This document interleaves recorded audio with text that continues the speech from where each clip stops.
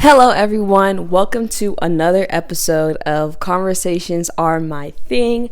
I am your host, Trini Jackson, and I'm extremely excited about the topic that I'm discussing today because this is a hill that I'm willing to die on. This is something I've mentioned time and time again that I really believe has changed my life for the better in so many ways. And this is coming from someone who's done a lot of personal development in terms of reading other books, going to conferences, talking to different people.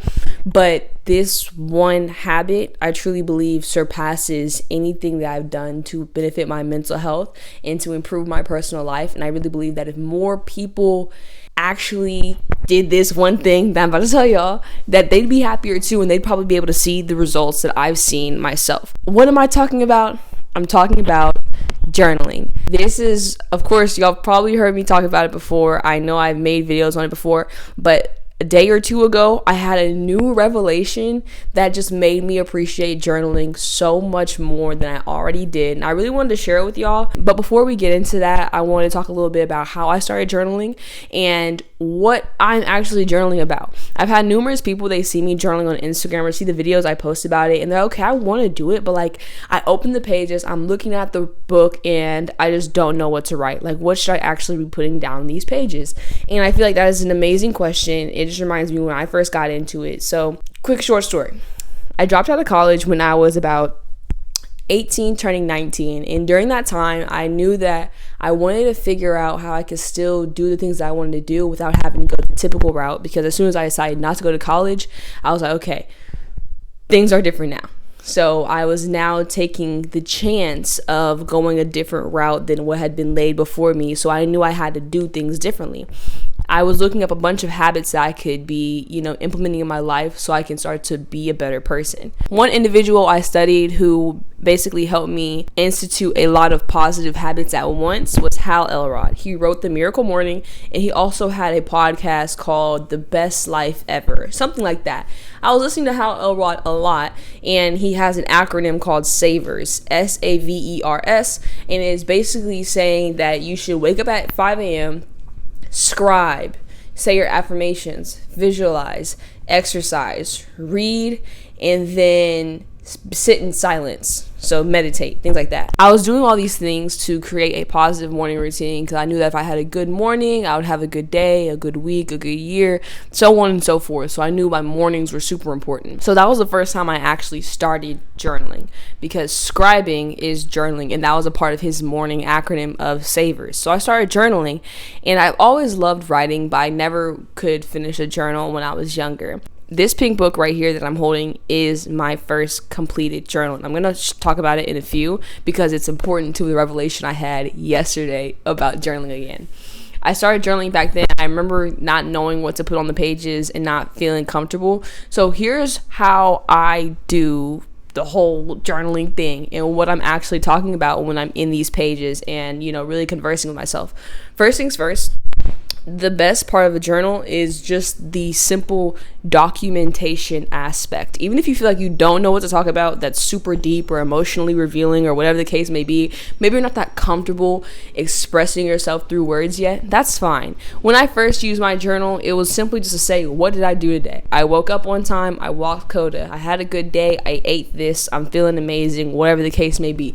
Just what happened that day. You don't realize how many things happen to you that you forget about. And that is what I really took advantage of, because I was realizing there were a bunch of little moments that meant a lot to me in the time that I've probably forgot about since now. But since I wrote them down, I remember them vividly, and I could actually recount those emotions and how certain things felt at the time they happened simply because I wrote it down. So when you're first getting into journaling, just document what's going on in your life. What happened today? Things like that. So that is the simplest way to do it. Documentation, writing out your goals. What do you want to happen next year? What do you want your life to look like? So after I got comfortable writing in my journal on a consistent basis, I started to imagine So I started to imagine, what is my life? What do I want my life to look like? And what can I see for myself? And what kind of individual do I want to be? And what does the best version of me look like? What does she do? And I started to write it down and just imagine what I could be and who I could become just in the future. And I really liked that because it made me happy. Writing it down and letting my mind wander and just putting things on pages. Oh, future Trinity is going to do this, and she's going to look like this, and she's going to have this, and she's going to go here, and her friends are going to do this. Just being able to put your vision on paper, that way when it comes into fruition in the future, you can also go back and read it and be like, dang, I remember when I was 19 and I was saying this and I said I wanted this and now I have it. Using your journal to visualize is honestly top tier. It makes it so much easier for you to get a clear picture of what you want from this life, so you can start to take steps towards becoming the kind of person you want to be. If you never write down the kind of person you want to be and the kind of things that type of individual does, then you can't be surprised if you're not doing them. I know that the best version of me wakes up, works out, takes care of her dog, eats healthy, posts consistently, inspires others, motivates individuals to become the best version of themselves. She's a public speaker. She's outgoing. She's inspiring inside and out, and she loves herself. So me, I know I have to work more on waking up early. I woke up at 4 a.m. today, so I'm getting closer because of the revelation I had last night. I said, it's all gonna come to a very full circle moment. Just stay with me.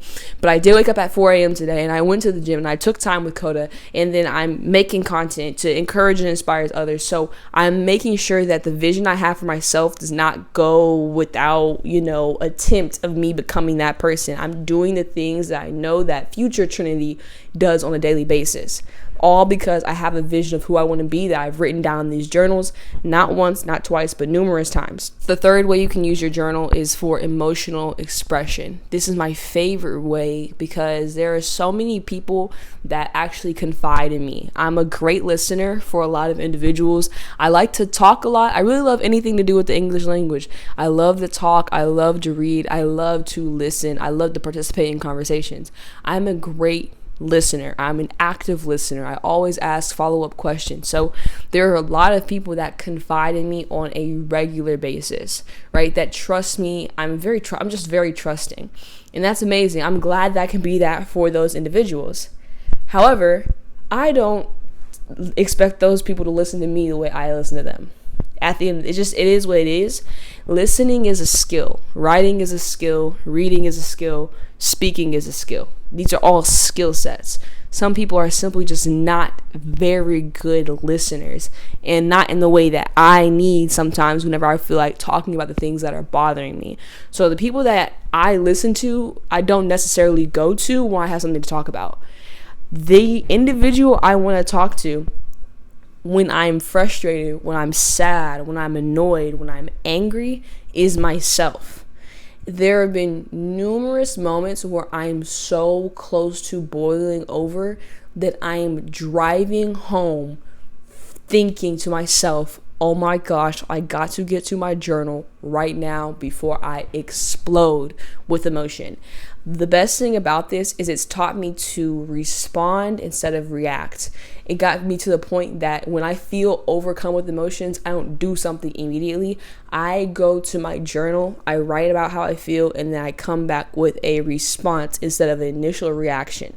It gave me a lot of emotional control. I read in a book one time, if you can't control your emotions, you can't control your life. Point blank, period. And I see it all the time when people have road rage or they feel the need to yell at people they don't even know, or they're giving attitude to the waitress and the waiters because their food is late. I'm like, you can't even control your emotions. I know your life is out of control. Being able to get myself to the point where even when I'm super angry, like there's one night specifically I remember in this journal, in my blue journal, which is my second one, I remember one time I came home and I was just upset, like on the verge of tears type of upset. And I'm not, like I said, the people that I listen to, I don't go to them when I need to be listened to. It just is what it is. I don't feel personally about it. It's not a bad thing, but not everyone has the skill of active listening. And I know what I need and I get it for myself 9 times out of 10. One night I came home and I was so upset. And I stayed in this journal and I wrote for 10 pages until my hand cramped.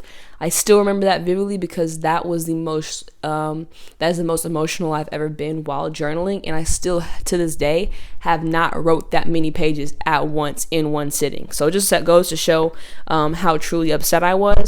But the beauty of that, and what I love about taking my emotions here instead of to other people or just reacting immediately, is I never allow myself to start and end a journal entry with the same feeling of pity and sadness. I don't like to pity myself. So I can start off a journal entry angry, sad, mad, frustrated, does not matter. I always end on a positive note. It's not intentional, it just happens. I looked through all these journals recently, like the last 2 days, and it always happens. I can be super sad and I'm always finished with, but I know it's gonna get better, Trinity. I'm really excited for this, because I still have a vision that I wrote of who I am in the inside, and I know that Trinity is gonna be better always. Just thinking about it makes me happy because I didn't expect to get that from journaling, and it does that for me. It allows me not to really pity myself, not to get comfortable complaining, and always be solution oriented or always be optimistic. And that is in itself a skill set. It is a virtue to be endlessly optimistic about the things that can come to you in your life, because I feel like that's how you attract more positive things to you. So those are the ways that I use journaling, and the way I feel it has benefited me. Now I want to get into the revelation I had in the last 2 days that even made me feel the need to come and speak on this. These 2 journals are completely finished. I have like 10 pages left in my current journal. I've been feeling really nostalgic lately in all areas. I've been listening to music that I used to listen to when I was in high school, looking at old pictures. I even reconnected with one of my old friends. I've been feeling really nostalgic lately. So I said, you know what? Since I'm almost done with my 3rd volume of my thoughts, like that is just so crazy to me. This is my 3rd volume of just Trinity's thoughts, Trinity's life. And what's so important about documentation is if you really believe that you're going to become somebody in the future that people are going to want to read about, then why would you wait till then to write your story? And that is a very big reason why I also continue to journal, because I know that one day someone's going to sit down, they're going to ask me, well, Trinity, what were you thinking when this, da, da, da? How did you feel when blah, blah, blah, blah? How are you able to do this, that, and the third? And I will be able to tell them just based on how I feel, but I will also have every emotion, every feeling, every thought, every instance, every experience written down by me, for me, because I know one day someone's going to be like, well, how'd you do it? So this is my 3rd volume, and I'm so proud of myself. I never thought I would be able to finish the journal, so to have 3 is absolutely crazy. Since I was feeling nostalgic, I said, I'm going to read some of my old pages. You feel me? Because I honestly don't reread them often. I'm so busy. You have a new day every day. I could journal every day. I fell off. I'm getting back into journaling every day because of the revelation I had. I'm getting back into journaling twice a day, because there was a time period where I would journal in the morning and I would journal at night, and I was so consistent and I was knocking out pages. And because of the revelation I had, I got back on it, and I journaled last night and this morning. Anyways, I said, you know what? I'm gonna read a couple pages. I don't need to read them all. I was like, you know what? I'm just gonna flip through here, whatever, and I'm just gonna read a couple pages. And of course, I flipped to a story I had. I used to do titles. So I would have like titles. So I would be like, okay, this one's called 2021 My Body. The time my neighbor tried to get my dog taken away from me, whatever the case may be. And December 6th was the night that I did 10 pages. I was extremely upset. However, as I kept looking through, I found like 1 or 2 pages where I was complaining about a very, very specific issue. So I was like, dang, I forgot that was a problem for me in 2020. This was my 2020 to 2021 journal. This was my 2021 to 2022 journal. And I was looking through here as well. And I was like, same situation. I have a couple pages where I'm talking about stories and what happened to me that day. And then I have a page where I'm complaining about this very specific issue. I said, dang, I was complaining about that issue in 2020, in 2021, and in 2022. I said, And then I grabbed my current journal. And I went through my current journal and I found a page. I said, dang, I'm still complaining about that same issue. And I said, I've been complaining about the same thing for 3 years, yet I haven't made a change to do something about it. And that was a revelation I had through being able to reflect specifically on thoughts that I had. I realized that there's a issue in my life that continues to resurface. It continues to bother me. However, instead of actually taking action on it, I keep writing about it and I don't do anything about it. I made this revelation. I said, you know what? I'm done. I said, I'm done writing about the same thing and not making changes, because this is like I said, I'm about to finish this journal, and I basically told myself, I'm not taking this same problem to my next journal. I'm not going to keep complaining about this for 2023. That's going to be 4 years of complaining about the same issue without making a change to it. That's why I woke up at 4 a.m. That's why I planned my day for the day. That's why I made sure that I made this video and made this podcast. I said, you know what? Why are you not doing the things that that Trinity said we needed to work on in 2020 and in 2021 and in 2022? Because I'm not going to allow 2023 to come around and we're still worried about the same issue. It was a very eye-opening moment, and the reason I felt compelled to come on here and talk about journaling specifically is because I would not have had that specific revelation and been able to see things so clearly if I weren't able to read my exact thoughts from years ago and see how this continues to surface in my life in different I'm talking months apart. Doesn't matter. It'll come up. It always comes up. It always presents an issue. And I'm like, how long are we going to let this one thing keep affecting us, but without making a change to do something about it? And that's simply what I did. Today, my last journal page last night, I was like, you know what? We got to change. We got to do this. We got to change this, because I'm not bringing this issue to another journal. Point blank, period. The thing is, at first, I wasn't going to reflect on these for, years. I was like, I'm going to let my kids be the first one to read them. I'm going to read them whenever I'm 27 or wherever the case may be. So it's crazy how even just journaling for 3 months, you can look back and see how much you've grown and changed in 3 months, or have not grown and changed in 3 months. You don't realize how much time is passing, and time is your most valuable asset. This is how I'm tracking my time. In my opinion, these are so valuable to me that if my house was burning down, you could keep the pictures. I'm taking my journals because I simply cannot get these memories back. I can't get these thoughts back. I can't get these emotions back. Everything that was written in here is real and raw. It's easy for me to hold myself accountable, to get on my ass, to speak truthfully about things that are happening in my life that I don't talk about with other people, simply because I know it's for my eyes only.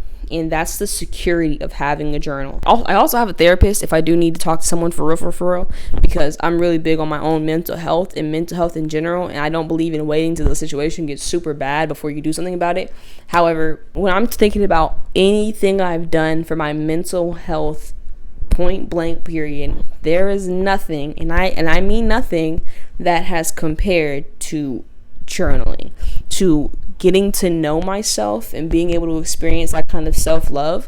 Whenever I really started to take place in this, it actually made me realize so much more about myself and love so much more about myself, to the point where I know that the first relationship, I've never been in a relationship, but for me to be in a relationship, it would really have to take someone appreciating me on a deeper level, because now I appreciate me on a deeper level. I appreciate the way I think and the way I write and the way I talk and the way I carry myself and the way I've grown. When you really love yourself a lot, you require more of other people. I heard a quote in the 4 Agreements that said, in an abusive relationship, the person being abused only allows you to abuse them as much as they abuse themselves. So if you see yourself as worthless and someone calls you worthless, you don't necessarily consider it abuse, because you say worse things to yourself. If they hit you, but you beat on yourself worse, you don't really think it's terrible, because you treat yourself worse than they treat you. It has to get to the point where they're treating you so terrible that you're like, you know what, I would never do this to myself, and now I want better. I listened to that in the 4 Agreements to put it in context of what I'm talking about right now. Since I love myself so deeply, I do not accept or become interested when someone is attracted to just the way that I look. Because I know I look good. It's great. I appreciate it. Being called pretty, being called beautiful just does not move me.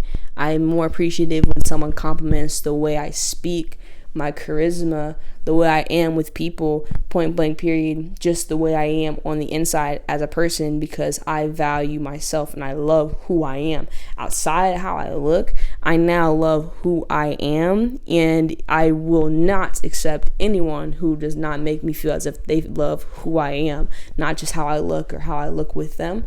And I believe that if you get to that point, then you're just going to start to really put yourself in a position to attract relationships that are going to benefit you, not just on a, boyfriend, girlfriend level, but even friendship level, attracting friends and mentors that are going to elevate you, that see that you're valuable, that understand you're valuable, and want to not only enhance your value, but assist you in your growth and push you to be better and things like that. That's all I have for today. I really believe and I really hope that after watching this that somebody starts journaling. I'm telling you, it can start small, it can start simple, but you will be glad you did it. I promise you, there is not a page in here that I'm not glad I wrote, because no other way could I remember what happened on these days and how it made me feel. So if you haven't started journaling, this is your sign to get to it immediately. Thank you all for watching or listening, however you received this. I really appreciate it. Make sure you like, comment, subscribe. Let me know if there's any other content you would like from me. And I hope you all have an amazing day. This has been Conversations Are My Thing. I'm your host, Trini Jackson. Mwah.